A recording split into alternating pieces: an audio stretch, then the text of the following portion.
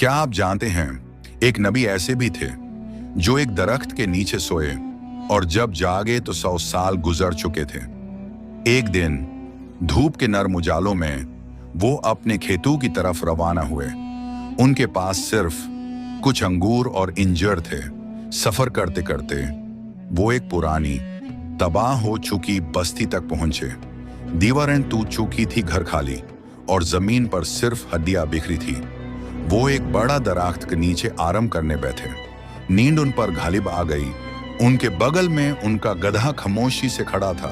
उनकी नजर फिर उन हड्डियों पर पड़ी और उनके दिल में एक सवाल उभरा, अल्लाह इन लोगों को कैसे जिंदा करेगा? ये शाक नहीं था, बस कुदरत को समझने की तमन्ना थी। उज़ैर अलैहिस्सलाम उसी दरख्त के नीचे सुकून से सो गए। उनकी रूह अल्लाह के हुक्म से ले ली गई। लेकिन यह नींद एक दिन की नहीं थी, पूरा 100 साल की थी। यह 100 साल मौसमों की तरह गुजर गए। गऊ गिरते गए, धूल बन गए, पेड़ पत्ते झाड़ते और फिर उगते रहे और उनके गड़े का जिस्म धीरे धीरे हड्डियों में तब्दील हो गया। मगर अंगूर और इंजर बिल्कुल ताज़ा रहे। सुभान अल्लाह। फिर 100 साल के बाद अल्लाह के हुक्म से उज़ैर अलैहिस्सलाम उठ बैठे।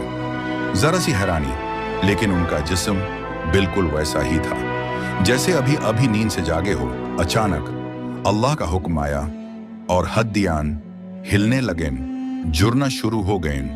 फिर गोश्त, फिर जिल्द, और एकदम से गधा जिंदा होकर खड़ा हो गया। उज़ैर अलैहिस्सलाम हैरानी और शुक्र में डगमगा गए। फिर आसमान से सवाल आया, कितने साल सोए?